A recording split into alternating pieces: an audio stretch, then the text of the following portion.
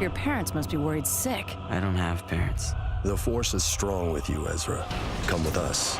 Learn what it truly means to be a Jedi. Hello, everybody, and welcome to You'll Probably Agree. Today, I have from Sinema Obscura, Mr. John Davies on, and we are talking about, we talked about the Clone Wars, and now as well, this episode's going to air like literally on the day that the finale of Mandalorian's coming out. And while I was watching Mandalorian, I'm like, this is in Rebels. That was in Rebels, as well as Clone Wars, and kind of bridging the gap between Clone Wars and Rebels. Between Clone Wars,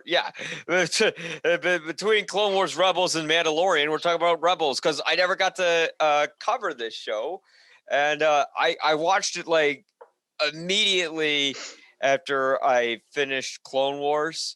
There's definitely some things I really enjoyed about it. I like how it kind of hits the ground running. It wasn't like the Clone Wars where the first season was just a bunch of bullshit filler. Like the first episode, I think, was about Yoda and a bunch of tanks, and really it didn't matter at all about anything.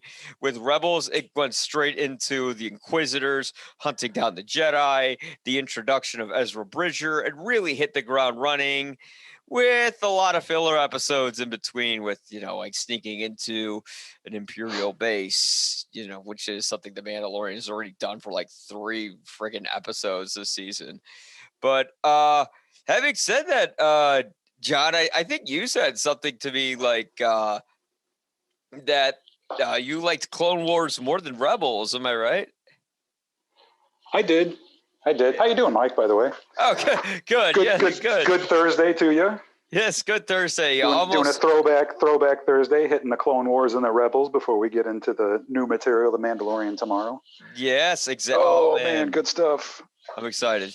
And also very deflated after last week with Mandalorian. Yeah, I mean, in answer to your question, I did like the Clone Wars a little bit better, just because it focuses on Anakin and Obi-Wan, where Rebels comes in and just gives you a whole slew of brand new characters, which is amazing. And thank you, Filoni, again, for knowing what we wanted before we even knew what we wanted. Yes. Dave Filoni is great because he is like, I always use this euphemism on Ian Simmons' show, What If He Doesn't Survive, which is our weekly live Mandalorian podcast that he also does on YouTube. Not we, it's his. This is under kickingtheseat.com, or I should say kickseat.com. And I always say that Dave Filoni is Star Wars' janitor, where he comes in with the Clone Wars, and George Lucas wrote, I'm sorry, but the prequels still suck. The episode 1 was like a silly little kids film that's kind of watchable. Episode 2 is completely boring. And episode 3 has its moments. You dare say bad things about episode 3. But a lot of that drama is flushed down the fucking toilet through Hayden Christensen's It's a lot of silly acting. Filler. It is. Yeah. You got Anakin, you got Anakin hanging out in a field with Padme when Obi-Wan's risking his life at Kamino. It's like, come on, what do you guys? What? Yeah, like it's supposed to be a love story where Padme knew him when he was like a little kid. It's just kind of creepy, borderline rapey in a way, but whatever. And of course, the dialogue, which George Lucas actually defended the dialogue recently. If I were to correct, I got to pull this shit up. Actually, he said we didn't understand the dialogue in The Phantom Menace. Are you fucking serious? Which it's like, whatever, dude. Like, you wrote it. It's your fault we didn't understand it. You didn't explain anything. Again. Yeah. Okay, here's what he said. George Lucas, critics of Star Wars prequels don't understand the franchise. Motherfucker! We do understand it. It went to a popular realm beyond what you wrote, okay? And Francis Ford Coppola had to ghost write A New Hope, or really Star Wars. But of course, we don't talk about that, do we, George? But anyways, yeah, sorry. You're shitty. George Lucas is wonderful at writing and building worlds and characters, but he's terrible at creating a screenplay. Yeah. And that's where Filoni said, you said he comes in as the janitor cleaning up. And that's exactly what he did. He cleaned up a huge mess. A huge mess where we actually borderline started to. I remember because I watched the Clone Wars. I'm like, you know what? Episode 3 wasn't that bad of a movie. And then I turned on episode 3, and immediately when Hayden Christensen just started saying his dialogue, like, no, it's because I'm so in love with you. I'm like, I take it back. Oh, God. This movie has this amazing moments, but immediately when people talk, I'm out of it. Yeah. So sorry. And it honestly surprises me that people are freaking out so much that he's coming back as Vader. Yeah. What? Why do you care? It's like, nostalgia. I'm sorry, Hayden, but you're not the best actor. That's why I quit.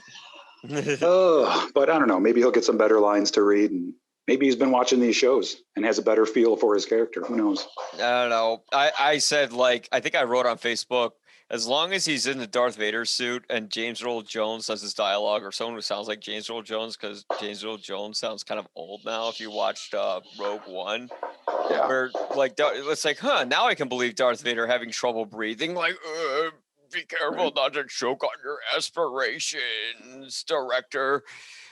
You know, it's okay if you get a sound alike.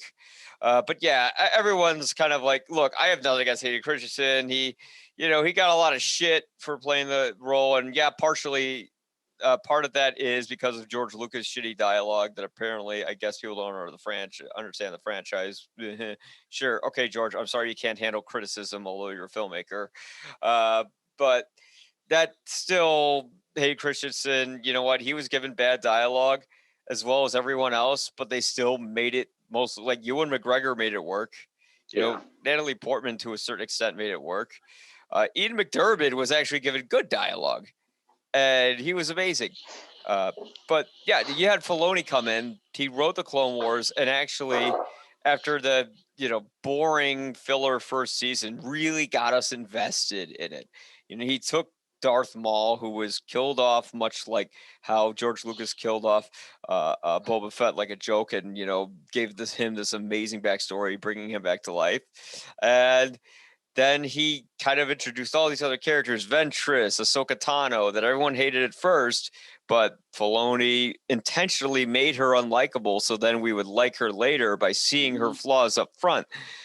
And now he has, as you said, this new cast of amazing characters. You have Ezra Bridger.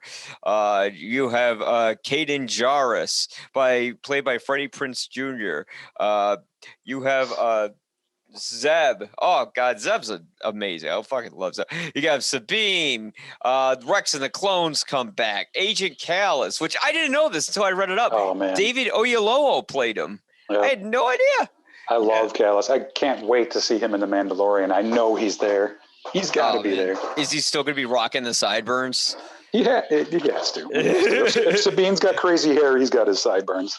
Yeah, exactly. Maybe we'll find out all of these things tomorrow. Who knows? Man, Twi'leks are hot. And then we got the Inquisitors, played by Jason Isaacs. They bring in Darth Maul, gapping the bridge between the Clone Wars and Rebels with Sam Whittier, who did an amazing job. Ian McDiarmid returned as Emperor Palpatine. James Earl Jones came back to voice Darth Vader in a few episodes, and there's a great fight between him and Ahsoka there. We're going to get straight into spoilers, by the way. Yeah. If you want to just check out the show, just don't listen to this. Just go see Rebels, and then come back and check this out. The voice casting for Rebels is off the charts. Fucking great. Frank Taylor Oz, Gray is Ezra. Yeah. Forrest Whitaker comes back. Anthony Daniels, Lars Mikkelsen, Brent Spiner, Warwick Davis. Yeah. I mean, we get all of them, man. It's really amazing. James Earl doing their original voices. Phil Lamar doing Bail Organa. And I swear to God, I thought it was Jimmy Smith. It sounds just like him, but of course it's the consummate professional, Phil Lamar. Yeah, I mean, it's so funny because I remember Phil Lamar as that guy from Mad TV. Yep. And he's the voice actor in like fucking everything. He's Vamp in Metal Gear Solid. He's in like every video game you've ever played, every cartoon you've ever seen. It's like Phil Lamar's in there. The guy has an amazing voice. And he looks like the fucking same today as he did like back in the 90s. Right? Because how does that happen? Because black don't crack, man. That's probably it. Yeah. Just an amazing cast. And then if you were like to tell audiences how to watch the show, could you advise, you could see Rebels before you see Clone Wars and then go back to Clone Wars, or which order would you tell them to see it in? No, I would say you have to watch the entirety of Clone Wars to start this one. Yeah. They created 4 seasons of Rebels before the ending of the Clone Wars, but Rebels actually takes place after. So the timeline in our universe is all kinds of messed up. So you do kind of have to watch the Clone Wars through its entirety, and oh my God, the payoff of that is amazing. And then start up Rebels. So it otherwise they're just going to be like the timeline's going to be all kinds of jumbled. Yeah, what I really appreciated was how Rebels really complements the Clone Wars by bringing back a lot of characters. One wonderful thing that they did with the Clone Wars was that we weren't emotionally invested in the Clone Wars with the prequels, because it's just a bunch of random clones made from Jango Fett fighting a bunch of dumb robots. Like, none of this shit matters. So in swoops, Dave Filoni gives the clones personalities, although they're all the same people, right? And the clones have accelerated lifespans, hence why they're all dead, and Boba Fett's the only remaining clone alive. Oops, spoilers for Mandalorian. And we see the clones, the very few remaining clones in Rebels. And it's just this group of guys who are kind of these grizzled but very likable, funny, charming war vets. You know, they although they're clones, like some have beards, others have shaved heads. They have these distinct personalities, and it's like a reintroduction to an old friend. It's great seeing them. They come back. They bring back Ahsoka Tano, who's older, a little wiser, a little more cynical. Probably because of how the Jedi Order just completely fucked her over. Yeah, and you're not going to understand that in context if you don't watch the Clone Wars first. Exactly. You absolutely have to understand like why she is where she is and where she's coming from when she joins the Rebels. Spoilers: she joins the Rebels. Well, yes, it is Star Wars Rebels. I just realized, because they brought back Ahsoka Tano and we're gonna spoil Mandalorian as well. They brought back Ahsoka in Mandalorian, and they announced Star Wars Ahsoka Tano. And if they announced Hayden Christensen returning for Obi-Wan Kenobi show, maybe Hayden Christensen is going to be in the Ahsoka Tano show. Maybe they'll have some episodes that flash back in time. Oh, I'm sure they will. Hayden looks kind of the same today as he did back then. I think all those years after quitting, walking away from the fan backlash has done him well. And Hayden, we love you. I don't think you're the greatest actor. I know you were given bad dialogue, but still, you did a worse job than most of the rest of the cast. But still, we still love you. I'm sorry you got so much shit. I feel really bad for Jake Lloyd, though. I mean, that was a 9-year-old kid. You know, going after a 9-year-old kid is just a fucking pussy move to do to somebody. That absolutely wasn't fair. Yeah, it was not fair for that kid. Yeah. So then, how did you discover the show? Like, did you watch it before it aired, or while it was on? I think Cartoon Network, was it, or the Disney Channel? I think it was a Cartoon Network show. I didn't see it until just about a year ago, actually. Yeah. Before the last season of the Clone Wars came out, I heard about it, and I was just bored at work looking for something to watch.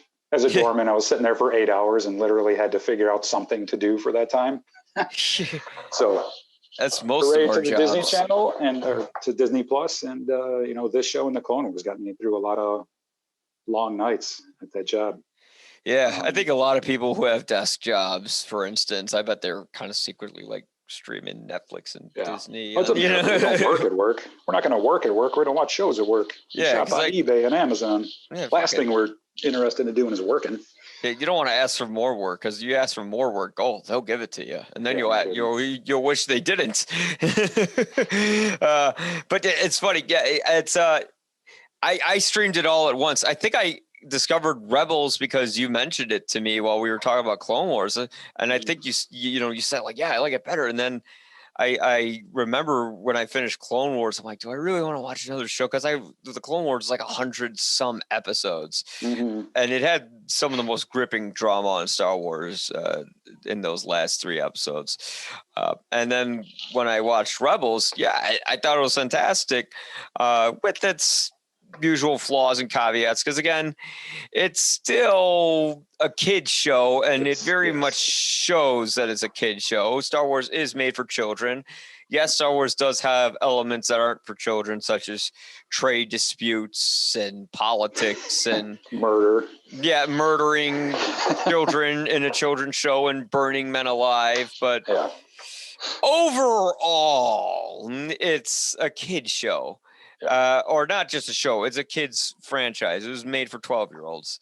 Where The Mandalorian is something that it's made for adults who grew up with Star Wars, but it's still marketed to children as well. Yeah. Where Rebels, I'd say that's entirely for kids. And sometimes it's a little much, because there's so many episodes where, just like season 2 of The Mandalorian, we're going into an Imperial base and we're getting into a shootout, and before the shootout, everybody is disguised as a stormtrooper, and they're kind of just reenacting the events from A New Hope, where they go into the Death Star, and they do that over and over and over again. But then outside of those episodes, you have some really fantastic character development where we're actually building the world of the Mandalores through is it Sabine? Yeah, through Sabine. And of course, Bo-Katan, I think she makes an appearance there because she has a connection to Sabine, and you kind of get to know a little more about that dark saber that Grand Moff Tarkin's waving around, or not Grand Moff Tarkin, although he is in the show. Yeah, Grand Moff Gideon is waving around in that show, and I really appreciated that. So it's got a little bit of its yin and yang. So what do you think are the show's greatest strengths and weaknesses? For Rebels, oh man, the strengths are just the new characters that they throw at us. Yeah, absolutely. They give us, and they do the same thing that they do with every Star Wars character, and they don't really give us a backstory, and we don't really need a backstory. They're just like, here's this person, here's what they are, watch them change. And I love that about it. And that's throughout like every cast member. Like you see, every cast member just evolves one way or the other. Ezra especially, obviously, it's his show, but everybody around him changes because of him, probably. Yeah, and I would say the music and the sound design also. It's always awesome to hear John Williams and some pew pew pews. There's Star a lot Wars of pew pew pews. Yeah, I love it. I love Ezra's lightsaber, for instance, because it's a mixture of a blaster and a lightsaber. That was a crazy idea. I don't know. I honestly don't know if I love that at first, but the more I think about it, it's like, that's kind of awesome. Because he is a kid, like, what would a kid that doesn't really know anything besides, he didn't know anything about a lightsaber. He's like, oh, let's just attach this thing to my gun. Oh, that's a great idea. Yeah, exactly. Although a Jedi would never use a blaster, he's a young kid. He's still, I'm really kind of gambling who our hidden Jedi is going to be, who we're going to find out who it is tonight, or tomorrow night, I should say. It's a toss up between Mace Windu and Ezra Bridger.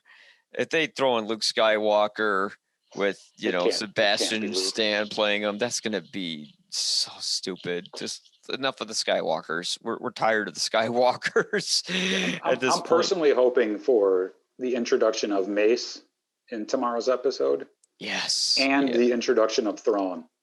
And then the rest of the series, or at least season 3, is going to be those two. And there are groups of people going against each other. I know how quickly my hopes will be dashed away immediately when I look at the episode length. When I start the show, when I look at that time code, It'll be like 43 minutes. Fuck, Yeah. But Boba Fett episode is really short, but it was really good. it was. Robert Rodriguez directed episode. That was fantastic. That's one thing I love about The Mandalorian is that you always think, okay, there's all this filler. They've forgotten about stuff. They wasted my time, because we had that little cameo from Boba Fett, and then we never saw him again. And we're like, wait, what the hell? That's it? But he comes back, baby. Yeah. And he comes back big. And it's like we almost forget about these things. And then, boom, there they are. I mean, the way they introduce Ahsoka is great. Because we're going, I think Ahsoka's coming up because Bo-Katan said to visit her, and you're expecting her to come at the end of the episode. No, boom, right at the beginning of the episode, she just starts tearing ass, and she just shows up right away, and it was brilliant. And that's something that I think that Filoni and the rest of his crew have learned from the Clone Wars, and then this show, the Rebels, that we're talking about. He knows what we want. You know what I mean? He's not going to pull. I mean, he's going to pull a few punches. That there's, I don't know, maybe 5 or 6 episodes so far of this short Mandalorian season that could be literally thrown away.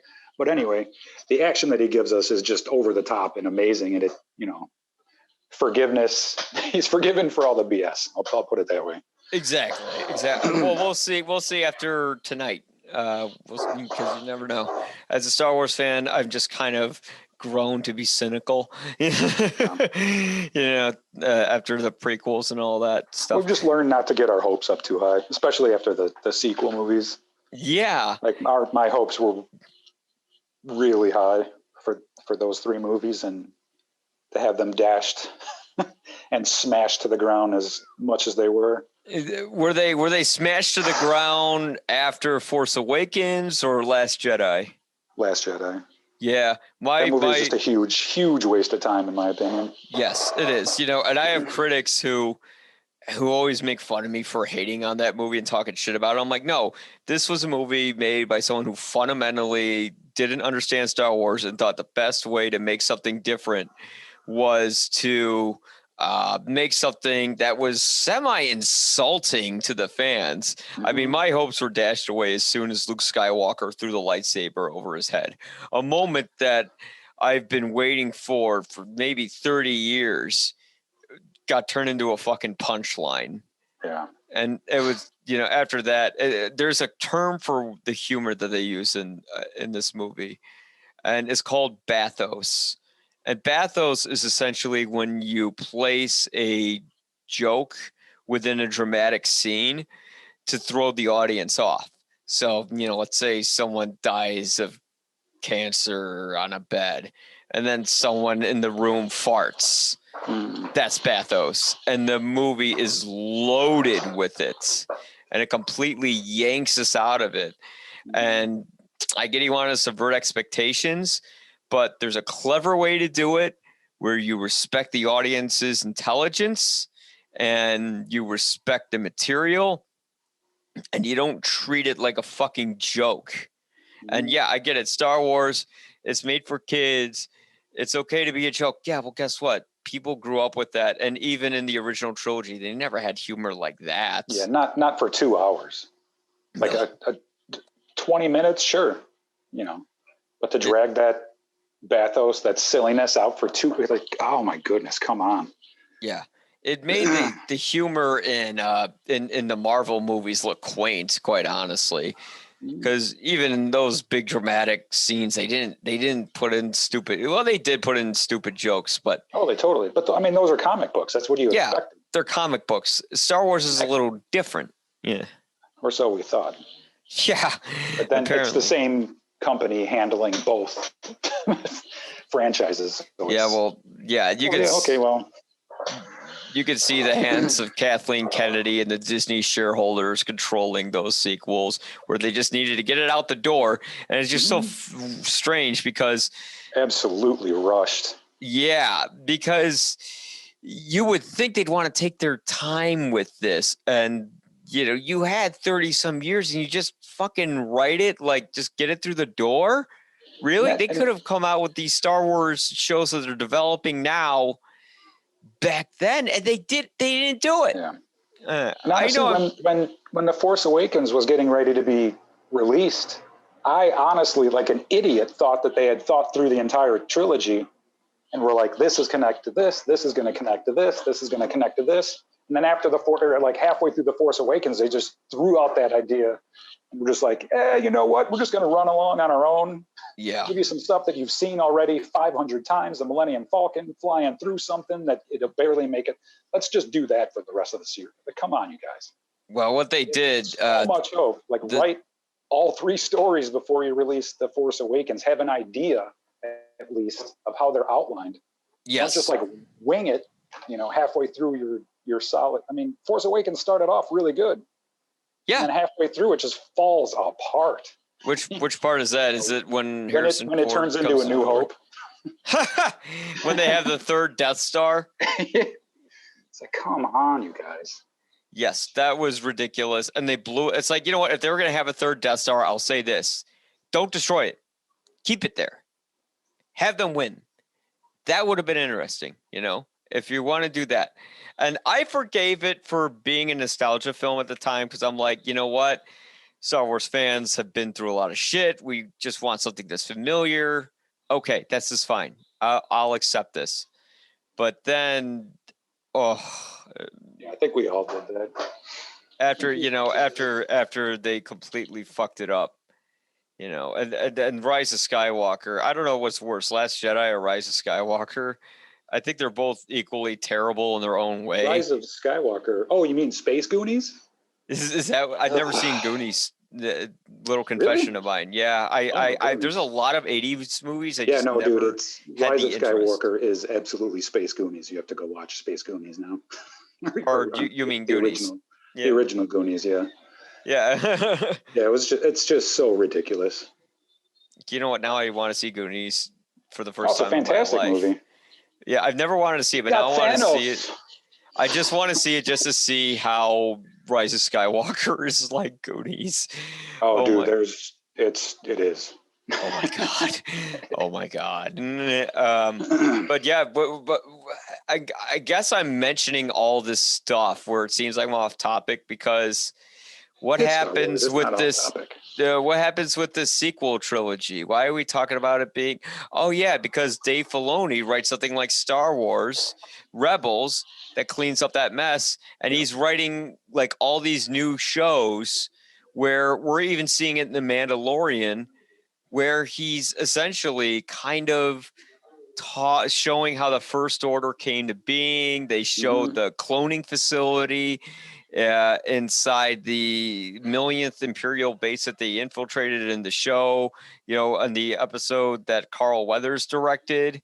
Which, do you know the name of his character? I just call him Carl Weathers the whole time. Oh, I forget. Yeah. Yeah. Bad like that.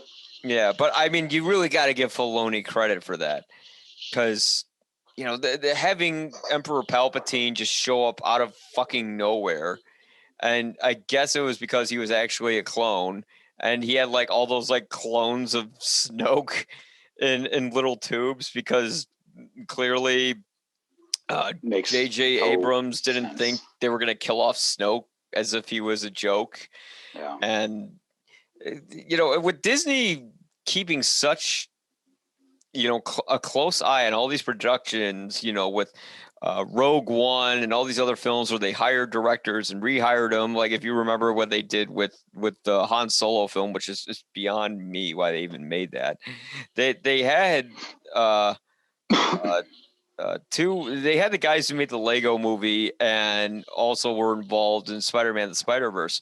Like these guys really know what they're doing. And she fired them with probably the only 2 people who could make Solo work, and replaced them with Ron Howard, who's like the most generic Oscar-winning director you can think of.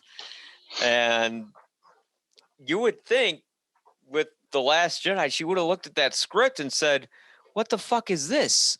I don't think her job is to look at scripts.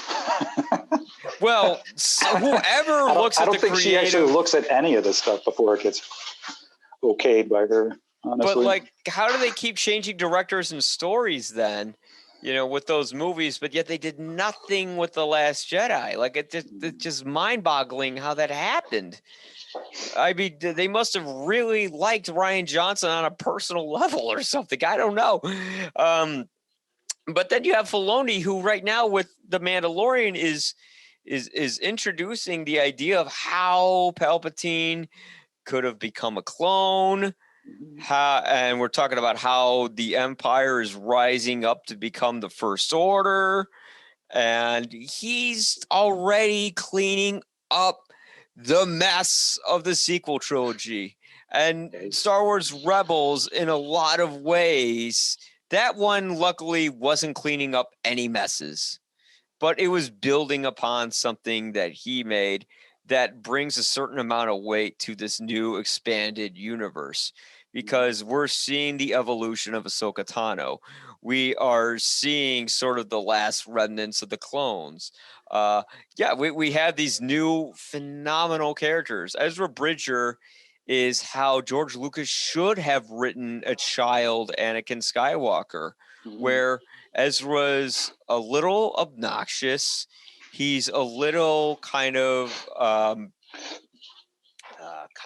headstrong, where he doesn't listen to anyone else, but he has a tremendous amount of honor inside of him.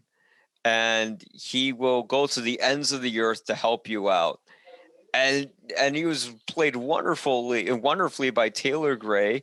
And, of course, we have Kanan Jarrus played by Freddie Prinze Jr., which I had no idea that was him. It's so weird to see Freddie Prinze Jr. today, because Freddie, I remember him like when I was a little kid, and he was like, this heartthrob, and, I know what you did last summer and all that. Now all of a sudden he's this old Jedi, like, oh my God, I'm so fucking old. And he's fantastic as Kanan. He's so good. Like I didn't even know that was Freddie Prinze Jr. until today. I looked it all up.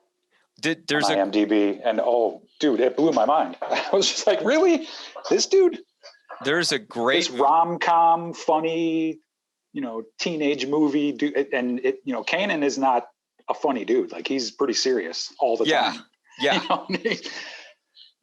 You can't really get Kanan to crack a smile, and the thing is there's this great video you got to check out. Just Google or YouTube Freddie Prinze Jr. Star Wars, and there's this whole profanity laced video from him explaining how George Lucas told him how Darth Maul was destined to fail, and how Star Wars is written for children, and how adults need to understand what the actual thematic elements of it are, because George fucking Lucas told me this. Yeah. It's a great video. That's awesome. Yeah. But who were like kind of your favorite characters when we go down the list of memorable cast here? Oh man, Kanan is probably at the top. Yeah, I love his character. Some extremely, well, I mean, we can spoil it. Extremely terrible things happen to him. Yeah, a lot. He gets blinded by Maul. Yeah. He makes the ultimate sacrifice for everybody. Yeah. Towards the end of the series. Oh, dude, he's just amazing. Yeah. Second, I'd have to say Sabine. Yeah, he's a memorable Jedi. Mm-hmm. He's kind of, what he kind of reminded me of is he's a mixture of Han Solo and Luke Skywalker. So a little bit of like the main character from Spaceballs, right? Where he's a grizzled old, grizzled or if you really want to not talk about Spaceballs, because talk about Kyle Katarn from the Dark Forces games. This is a guy who was an ex-Jedi. Shit went wrong, so he kind of became a mercenary. And then at a certain point, he becomes a Jedi again. And that's sort of where we find Kanan in the show, was he's this guy where shit happened to him. And like you said, these are characters where we don't know their backstory, but eventually we find it out. And it's fascinating when we find it out. But immediately when we meet them, we love them. Mm-hmm. Yeah, I mean, you have Zeb, who's played by Steve Blum, where initially, he's just kind of this jokey, tough guy, with this cool British accent. But eventually we kind of basically a find Wookiee out. that can talk. Yeah, a Wookiee with intelligence. Yeah. Well, Basically what he Wookiees can are do. intelligent, actually. It's just, Yeah. Just speaks Yeah, English. Speaks yes, common. exactly. He speaks common. Exactly. And then, we have Agent Callus, who is a Imperial officer who winds up becoming a rebel, sort of a turncoat. But that's because, and he was someone who I just can't stop thinking about the design they gave for him, because he looks like a dude who smokes a lot of pot.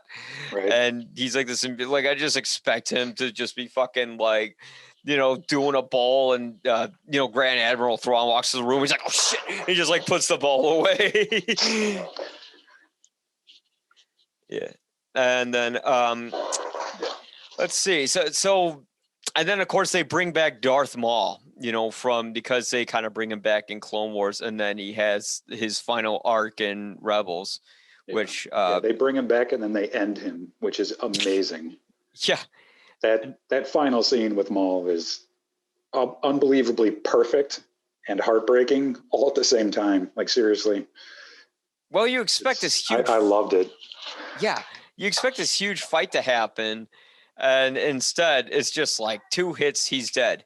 Because like Freddie Prinze Jr. said in that video, he's always destined to fail. So he's had all this contempt against Obi-Wan Kenobi. He even killed his ex-girlfriend in front of him, expecting, Kenobi to finally snap. And to Obi-Wan's credit, he doesn't. He just looks sad. He could have been like Anakin and just completely lost his shit, but he didn't. And when Maul thinks he's finally got Kenobi, he's finally gonna kill him, he just gets his ass handed to him in like less than 2 hits. 3 seconds. Yeah, literally 3 seconds. And that's honestly how that should have gone. Yeah. Maul was just going to walk into that fight with all of his rage, all amped up. Obi-Wan has been waiting for him for 15 years or whatever. Yeah. And it's just like Obi-Wan's just, he was just ready. Yeah. And he was ready since the last time that he faced Maul.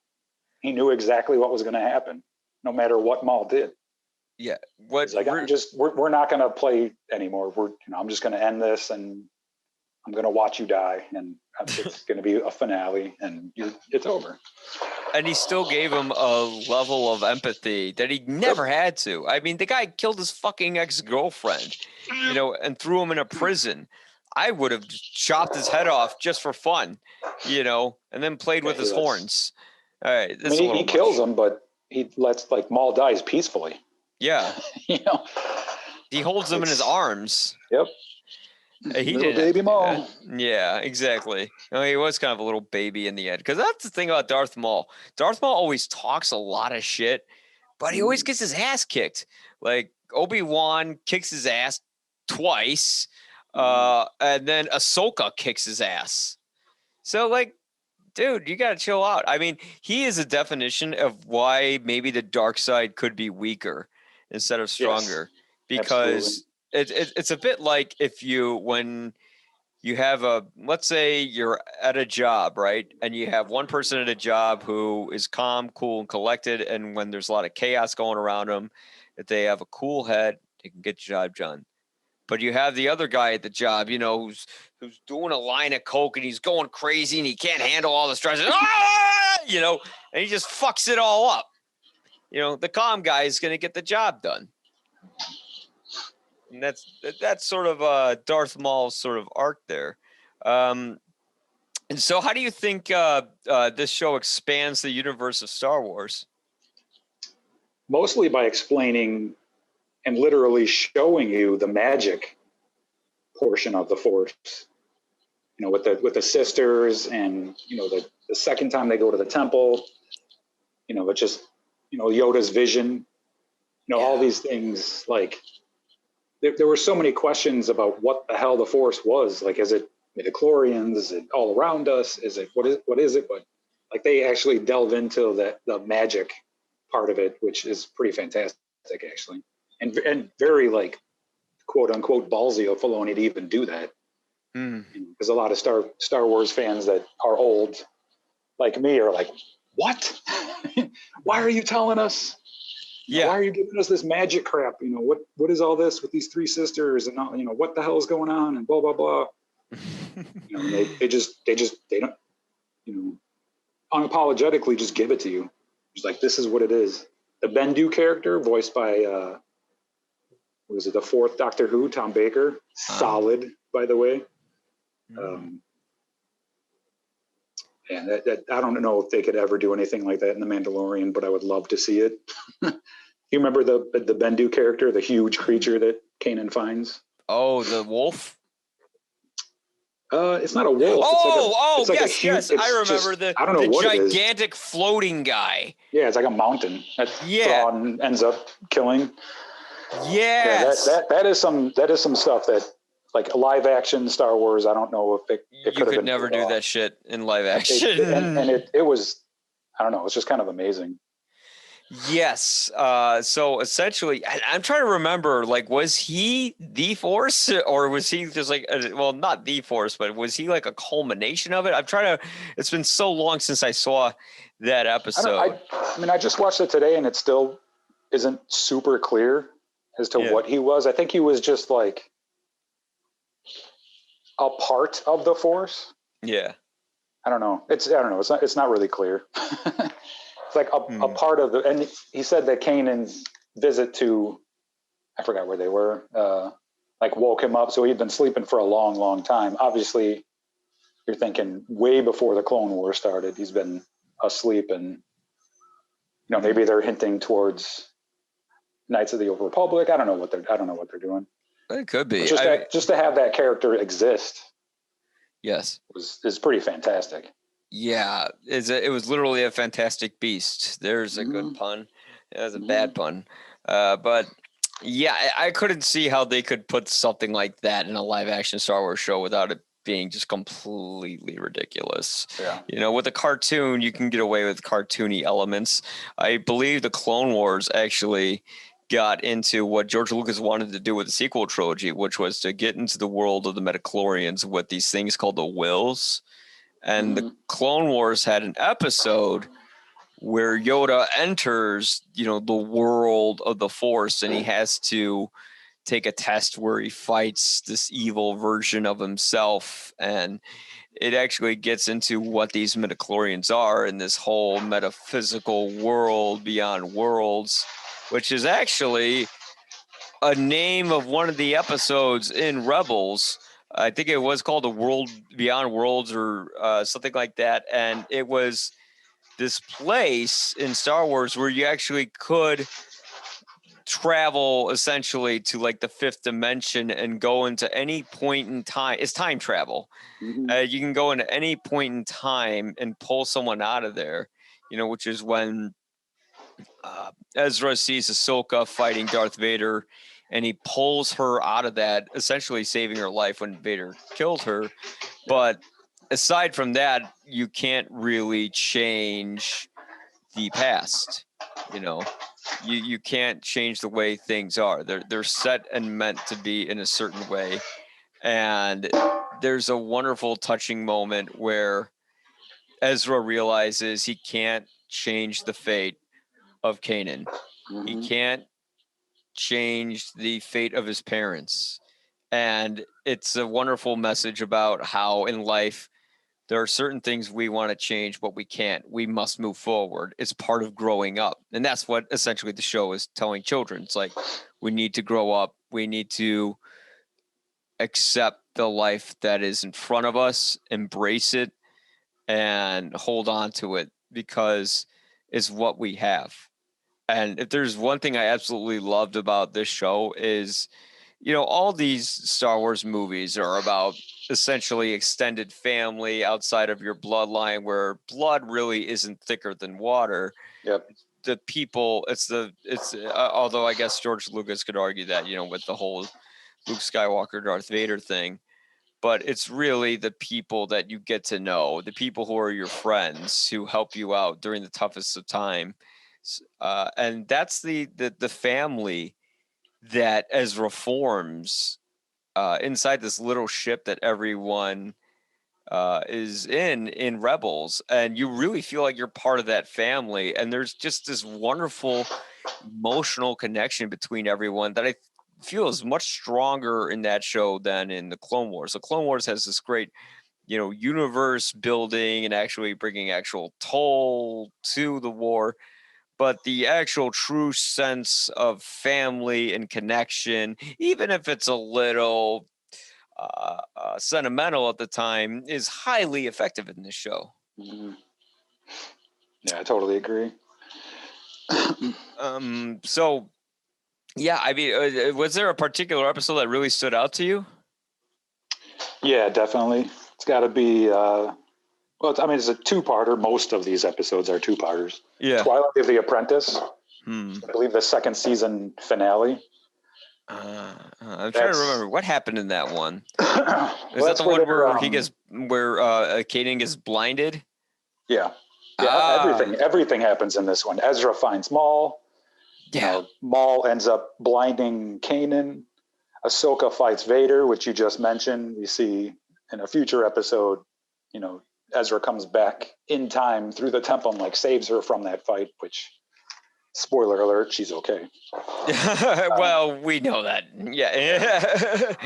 And it's one of the few times when you're going to hear Matt Lanter speak Ahsoka's name as Darth Vader, and that is just so powerful. That moment when they're fighting, she cracks his helmet, and she can see him. She can see Anakin, and he's like, "Anakin's dead." Yeah, and when he says Ahsoka, there's a little bit of Anakin kind of reaching out, asking her for help in a way. It's kind of a heartbreaking. This is your chance to end me, is what you could see in his eyes, or at least that's what I got from it. This is your chance. You can kill me and end my suffering. Yeah, I guess in a way, yeah, because he kind of had a dual personality all along, that he kind of kept buried deep inside. That was the good in him that was still there despite murdering a lot of kids. Yeah, I mean, Darth Vader continually saying, I killed Anakin Skywalker. He knows that he's Anakin Skywalker. He's not a fucking idiot. But that episode, those episodes are fantastic. And that's when they find the Sith holocron at the Sith temple, and just, shit just goes bad for the whole group after that. Now, I was always confused what this holocron did. It it's like a GPS to where all the Jedi are or something like that. That's what they made it. When they gave us Space Goonies. Yeah, that's what they turned it into. But it was basically it was a handheld library that had all the knowledge of the Sith. What that means exactly, I have no idea. I don't think anybody knows what that means. But it was just basically like a handheld library, or like a cellular phone, that we have in our pocket today. It's let me punch this up, and you could just look up anything that you wanted to. Yeah, exactly. And again, it's something that wasn't really explained. They do use it in that final sequel movie, which is Space Goonies. I can't even say it anymore. It's Space Goonies. But they just don't really explain what the heck it is. But that's, from what I get from it, it's just like a little library that has all the knowledge of the Sith in it. It's a MacGuffin that has all the stuff you need relating Pretty to much, Jedi. One of my favorite episodes, and it's not really for the entire episode. Honestly, I think I might be with you, which is those last two episodes. That two-parter for season 2 had fucking everything in it. They had the Inquisitors, they had Darth Maul, they had the space MacGuffin. Vader's most spectacular entrance when he's standing on top of his TIE fighter and lowering, the TIE fighter's lowering him into the Sith temple chamber to fight Ezra. Yeah. That scene is unbelievable. Serious. The scene from Rogue One doesn't even come close. Yeah, it would be amazing to see that shit in live action.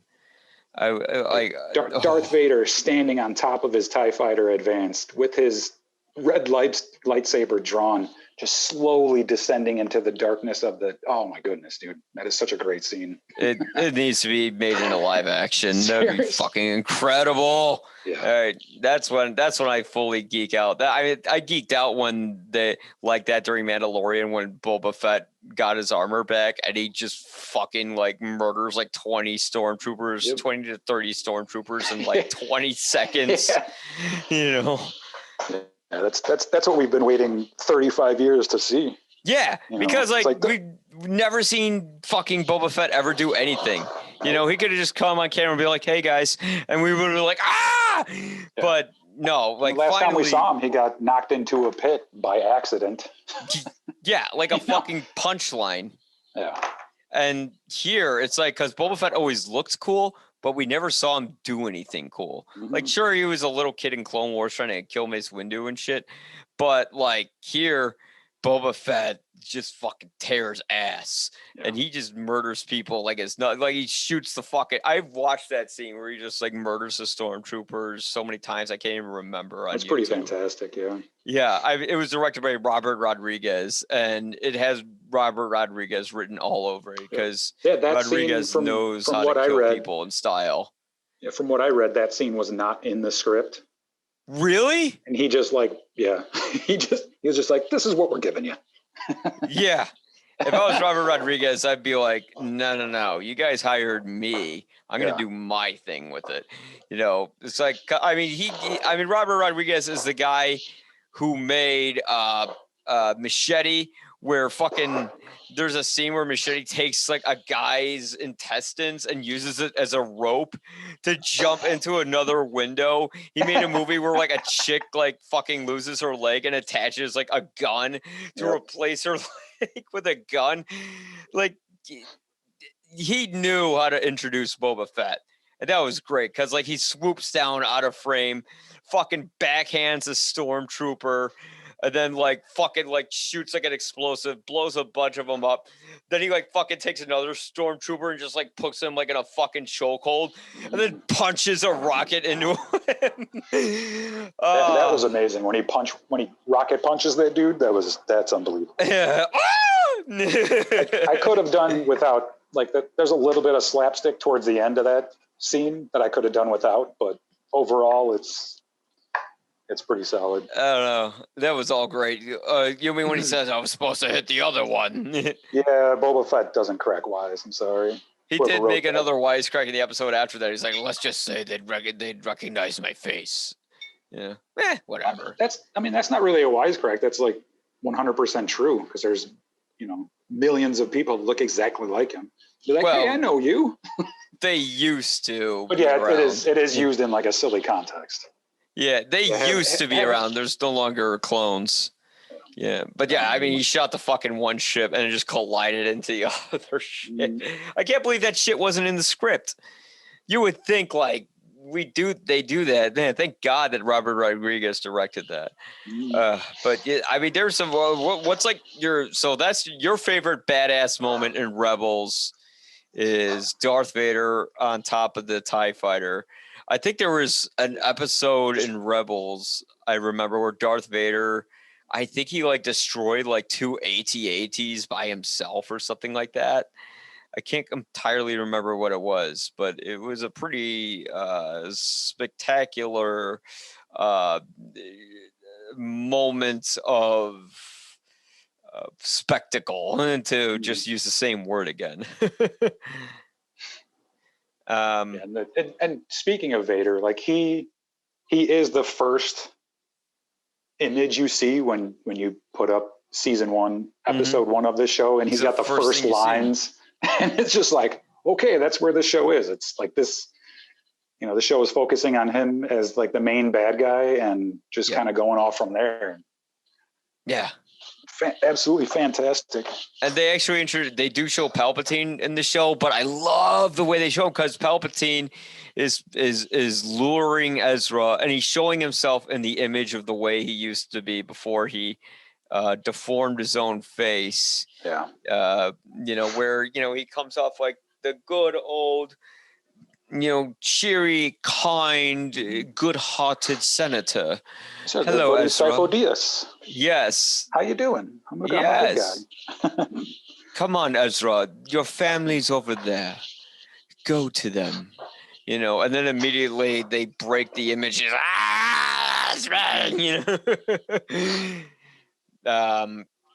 They do a great job of handling each villain in that show. My God, how could I not mention villains without mentioning the villain that many Star Wars fans have known about through the expanded universe, and that is Grand Admiral Thrawn, played by Lars Mikkelsen.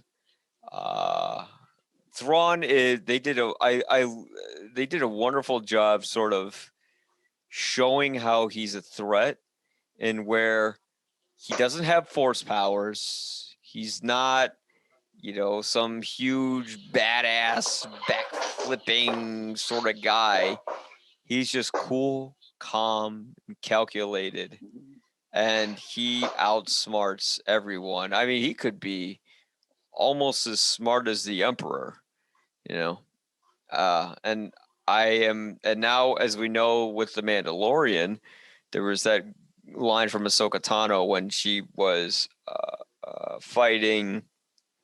I can't remember the character's name, but she essentially demanded the whereabouts of Grand Admiral Thrawn, and the way Rebels ends, it almost seemed like he was dead, but it kind of left it open to interpretation because it's Star Wars. I mean, I would think getting sucked through the vacuum of space and hyperspace could kill you, but we don't know where they jump to in hyperspace. He's fine. Yeah. I mean, if you can have an elderly woman floating around space, after having the cockpit that she's sitting in get blown up and survive, Ezra and Thrawn can easily survive this thing.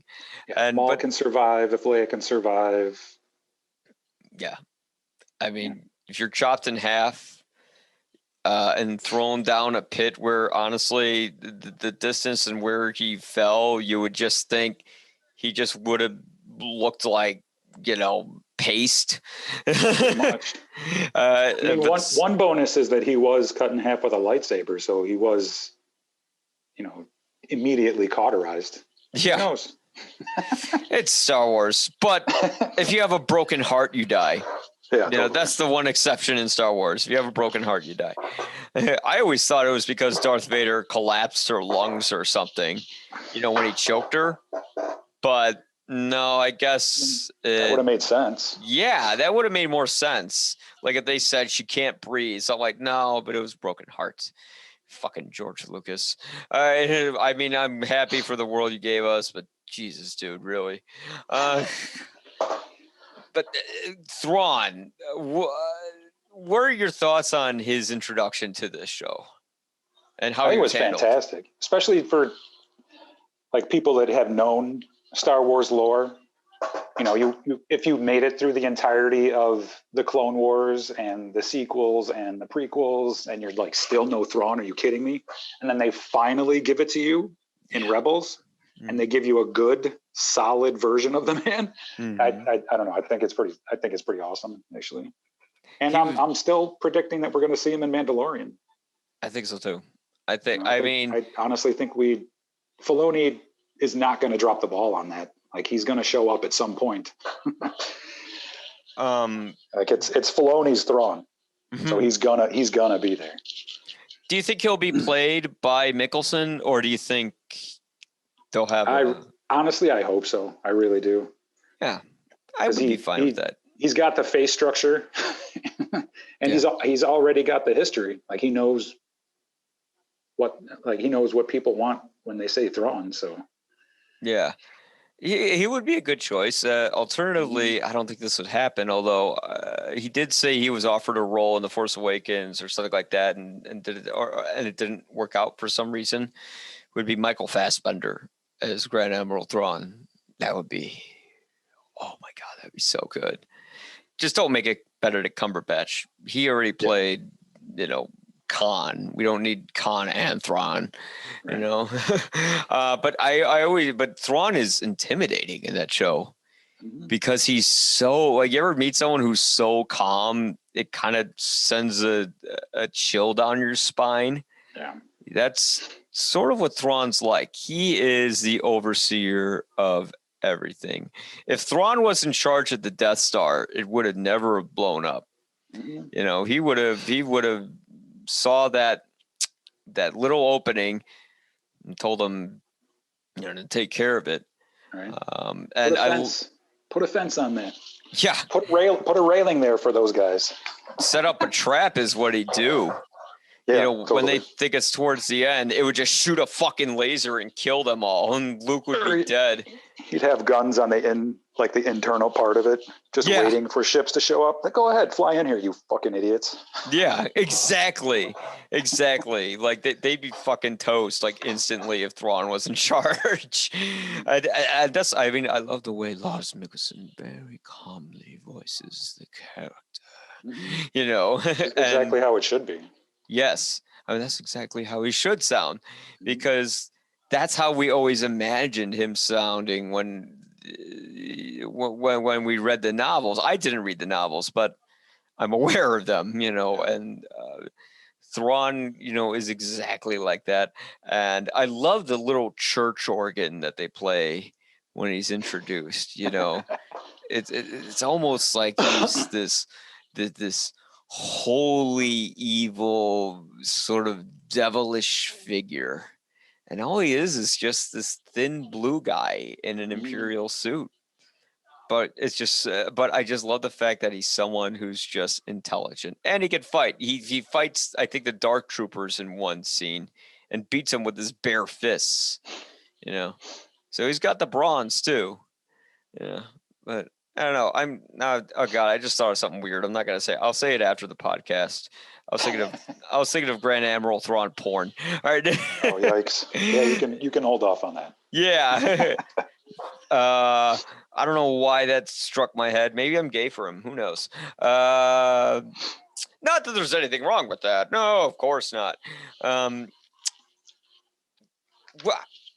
do you think? You know, now that we're seeing this show, The Bad Batch, coming up, you know, this was essentially a group of people who were these clone troopers that kind of formed their own kind of, you know, A-Team or Magnificent Seven or Seven Samurai, if you really want to go to the genesis of every, you know, team up badassery film.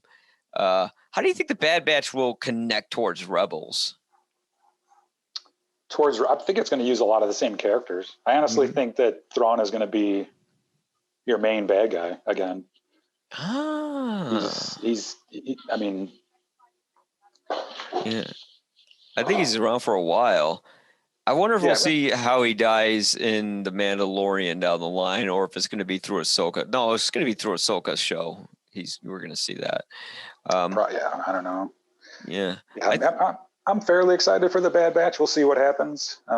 Yeah. I'm kind of hoping that they bring the same kind of magic that they had with Rebels. Yeah. You know? Yeah.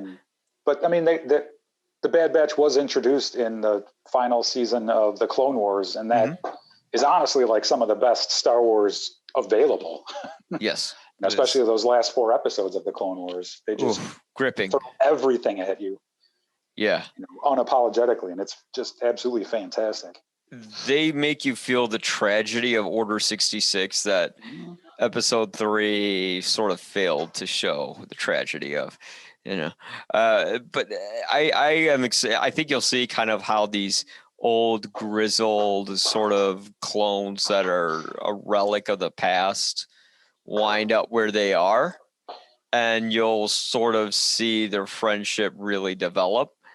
And I mean, just from the preview alone, we've seen Grand Admiral Tarkin in it. And he was also in Clone Wars, a bit a younger version of him. And one interesting thing was with Clone Wars, like when Tarkin knew Anakin, he was calm and could think ahead of Anakin, which is probably why he was the CEO above him in Star Wars, because George didn't think about all that stuff then. I'm not going to fault him for that one.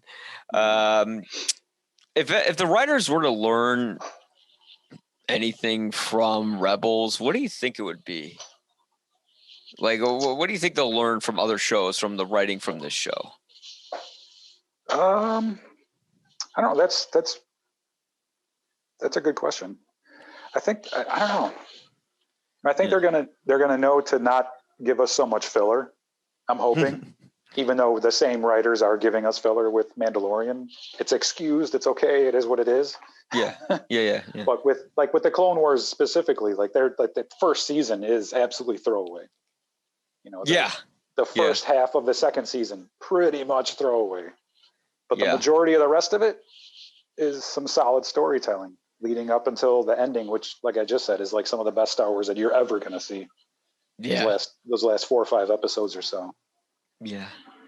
I think if anything from Rebels, you can learn how to introduce a character in a show. Something I think they did learn with the Mandalorian that they learned with Rebels, because with Rebels, immediately you start with the Star Destroyer and bam, you cut to Darth Vader's face on this holocron, or was that the name of the MacGuffin thing, on this hologram. And it's sort of reminiscent of when Darth Vader saw the Emperor on the hologram in The Empire Strikes Back, this time with the roles sort of reversed. And they kind of said, well, this is a great way we introduced this show with Rebels.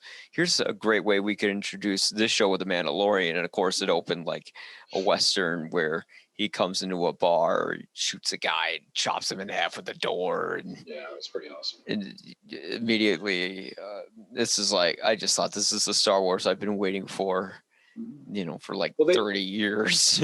They did a fantastic job of introducing new characters in the show, but they also did a fantastic job of reintroducing old characters. Like we just been talking about Thrawn. Like, everybody who's deep in the knowledge of Star Wars knows that character, and they gave us a great version of him. They brought back Saw Gerrera, a solid version. Yeah. They have, Bail Organa shows up. Mm-hmm. He's whatever. Yoda's in there, C-3PO's in there. Yeah. But it's like, reintroducing us to old characters and giving us, like, not even more backstory, but just like more personality. Yeah. That's been like one of the highlights of this show. Yeah. And it's such a wonderful point that you bring up, because it did do such a great job of sort of expanding the universe and bringing in stuff that people knew about from the EU. Through the expanded universe that a lot of people don't know about, and it didn't feel like blatant fan service. It actually did well for the story, and now we're seeing it with The Mandalorian, where we're bringing in these characters from and these other elements from parts of Star Wars that Disney essentially originally threw out. They said, well, we're not going to worry about that expanded universe stuff. We're going to do our own thing. And then, we saw Kathleen Kennedy shit the bed with the prequel or with the sequels. And that's when, they said, okay, let's bring in some of that stuff all those other incredibly talented people wrote and put on, put in video games and bringing back the voice actors for, the characters that they, I don't want to say created, but they like gave life to in like Rogue One. Saw Gerrera comes back, and you're just like, are you kidding me? Like, Saw Gerrera is in Rebels, really? Like, yeah, he's there. And guess who's the voice? Yeah, Forrest Whitaker. Yeah, they had some huge stars in this. James Earl Jones, Forrest Whitaker, Ian McDermott returning as. Oh, he's not a huge star, but in terms of Star Wars, he's a huge star, and he's a huge star in my heart. I love you, Ian. And Paul Rubens. What was in the show? Yeah. Paul, yeah, what? I couldn't believe that. Yeah. Well, who is Paul Rubens? Himself? I'm not positive, but he's on the Oh my God, I gotta look this up. Okay, cast list. my Google. All right, Paul Rubens. Here we go. I'm gonna look this up. Paul. I feel like Jamie on Joe Rogan's show. Hey, Jamie, Right. pull that up. Paul Rubens, not Mandalorian. Rebels. But yeah, it's incredible. He voices RX-24. Oh, there you go. Nice. Who's RX-24 again? Guest and a robot. I have no idea. Yeah, I guess. What was it like when George Clooney showed up on South Park just to bark like a dog? Totally. Oh God, that's the best usage of a celebrity ever. I guess like they try to get Jerry Seinfeld to do a similar thing, and his agent's like, "You can't do this. This is Jerry Seinfeld." Blah blah blah blah blah. What am I, a joke to you guys? Yeah. Yeah, well, that's exactly it, dude. Yeah. It's a joke. Yeah, dude. That's how you know that George Clooney's a cool guy and Jerry Seinfeld isn't as cool as George Clooney. Right. Because George Clooney's like, oh, I get paid money just to show up and bark like a dog. Yeah, sure, okay. Like, that'd be fun. And then he actually showed up in the South Park movie as well and was given a couple lines when Kenny's heart blows up because they replaced it with a potato. God. And then Jerry Seinfeld's like, oh, I'm not gonna do that. This isn't a joke. It's like, dude, you're a fucking comedian and you don't have a sense of humor. That's so weird. Just watch my show. Yeah. Don't you know who I am? I remember when he like went on fucking Larry King. And Larry King thought his show was canceled. And he's like, my show wasn't canceled. Have you done your research? And I'm just like, oh God. Like, wow. I get he was joking, but at the same time, he was definitely pulling the whole, don't you know who I am? I'm famous. I'm hot shit kind of thing. And at that moment, I'm like, Jerry Seinfeld's kind of a cunt. Yeah, I don't know. But I don't know. Maybe he's a cool guy. Maybe I shouldn't call him a cunt. But, I think a lot of people can learn stuff from, have learned stuff with the way Rebels has been written. And I think we haven't seen as many writing credits from Filoni on The Mandalorian, and he's been more of an executive producer because I'm going to guess he's writing Obi-Wan Kenobi, which imagine Dave Filoni, because writing something because the Obi-Wan Kenobi thing isn't a show, it's a miniseries. He's going to write something without filler. It's going to be amazing. Let's hope. And Dave Filoni, he wasn't perfect initially. He had I'm surprised Disney gave him as many chances as he did, or I should say 20th Century Fox, when they were Fox at the time, because that Clone Wars movie was not good, to put it mildly. And the first season of the Clone Wars was terrible.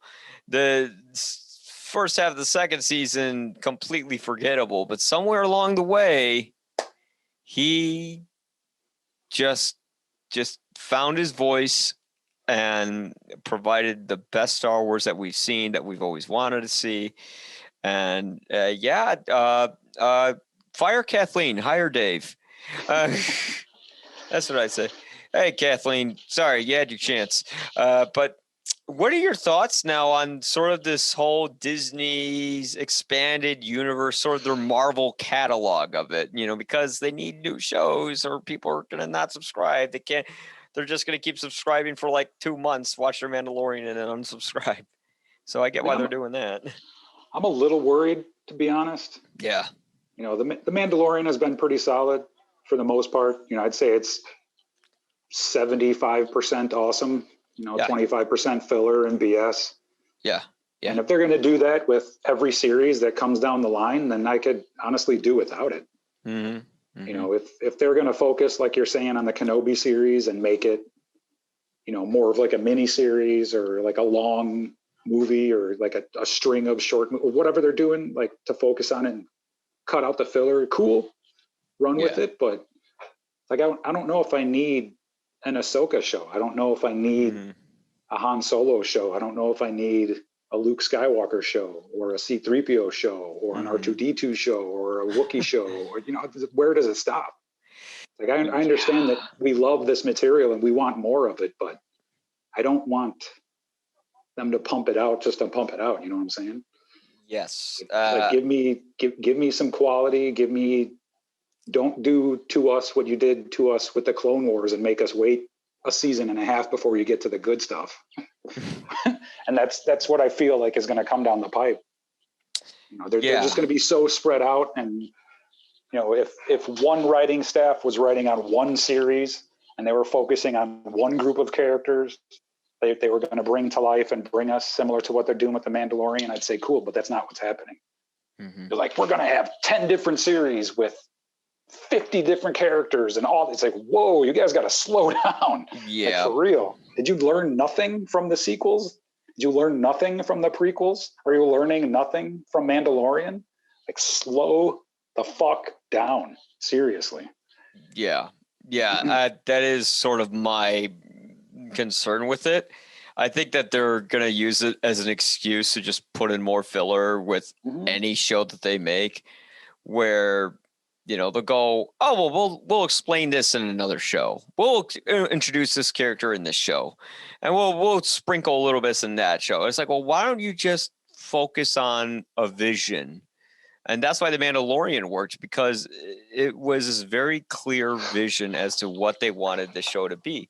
They wanted to make Firefly with a budget. Yeah.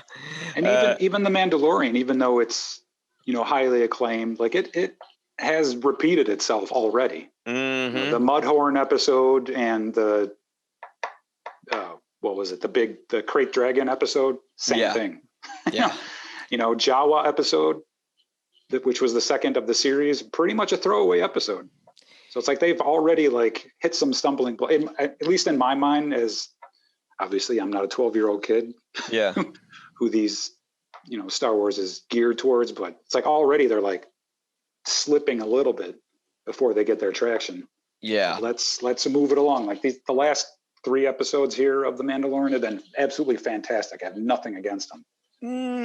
I didn't like the last one. That one felt like filler. I feel like they could have taken the elements of the episode where they have the whole A-team with, Carl Weathers and soon to be fired Gina Carano.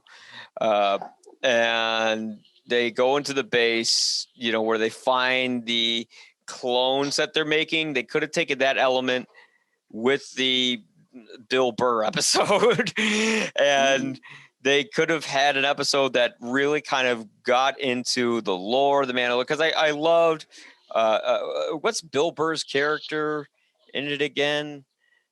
What's his name? I can't remember. Character Mayfeld. Miggs sure. Mayfeld. Yeah. They could have taken the Mayfeld character and his whole sort of discussion with Mandalorian about why does it matter if you take your helmet off, if you're wearing a stormtrooper helmet or your helmet, everybody out here is struggling. It doesn't matter. They could have brought in all those kind of philosophical elements, brought in the cloning stuff, with the A-team shootout stuff. And they could have put that all in one incredibly solid 4th episode. Yeah. But instead they're just like, okay, we're going to have this, philosophical stuff about the meaning of being a Mandalorian stuff, which has already been kind of addressed in the series. And then we're just going to have another part where we infiltrate the 3rd Imperial base in this, 8 episode per season show. And we're going to have it have nothing to do with the last episode, which, the last episode built us up so much with introducing Boba Fett and, introducing the child Grogu using, his force powers for the dark side that Ahsoka warned us about.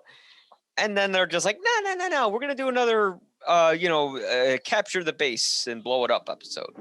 And that's sort of where it repeats itself. And I'm worried now with this new expanded universe with all of these shows that they're going to be doing a lot of that, because Star Wars, in the end, it's not Star Trek. It's not highly intelligent cinema.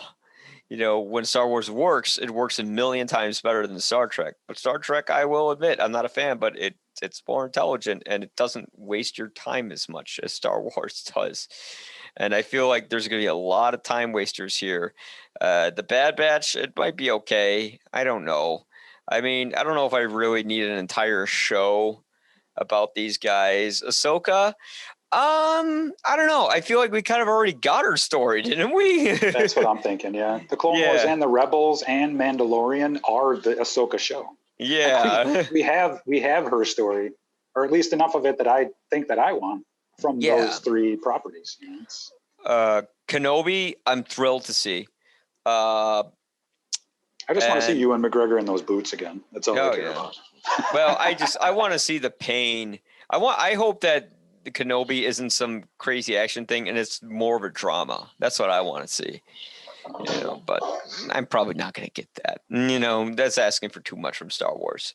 Not everything can be Empire Strikes Back. I have no idea what to expect from Kenobi, to be honest with you. Like, is it just going to be him sitting in the cave, just really sad and just thinking about Anakin and how he screwed up, doing everything he can to forget about the robot that he knew when he was younger? He's just like R2D2. Oh no, I have to forget that. I have to forget R2D2 somehow. He's just getting drunk and forgetting about him, smoking death sticks. Ooh, that would be a turn. Ooh, yeah. Obi-Wan's addicted to death sticks. He finally bought some death sticks. It's like, you told me I didn't want to buy death sticks. I changed my mind. But yes. What other show? Oh, yeah, they got the one on Andor, Shooty McShoot from Rogue One. I don't know why. Rogue Squadron? Sure. Like, I don't know how to feel about most of these. I feel like Disney knows that they're losing subscribers, or they're going to, and they got to start pumping out material, and they're doing, like you said, what they're doing with the sequels. And I hope I'm proven wrong. I know Filoni's involved in them, but how much can the guy write? How much can he write until he's like, I did it. I don't have anything else. If it was him and his group of people focusing on one series, I would be excited. But it's not that. It's a whole bunch of random people doing a whole bunch of random things. And I don't know, man. I'm worried. I'm a little worried.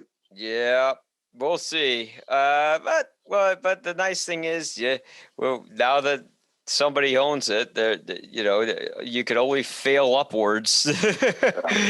So having said that, thanks so much for coming on. Guys, check out Mandalorian if you haven't seen it. I'm sorry, there's so many Star Wars shows, I can't keep track of them now. Watch them all. Yeah, watch them all. Buy the toys. Go check out Star Wars Rebels. See the Clone Wars before you've seen Rebels. Just skip season 1, have season 2. They're crap.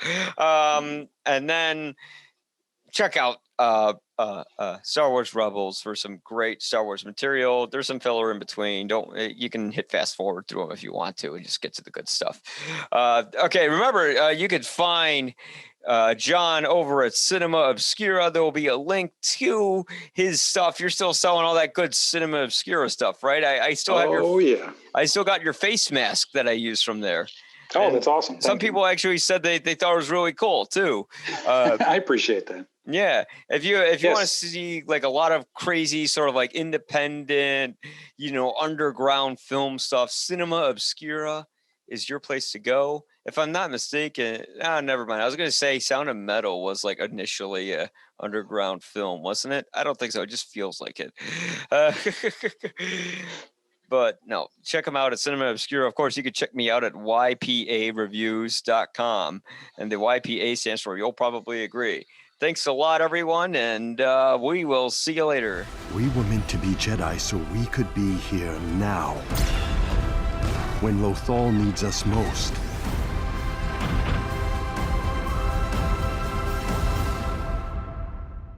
May the Force be with you.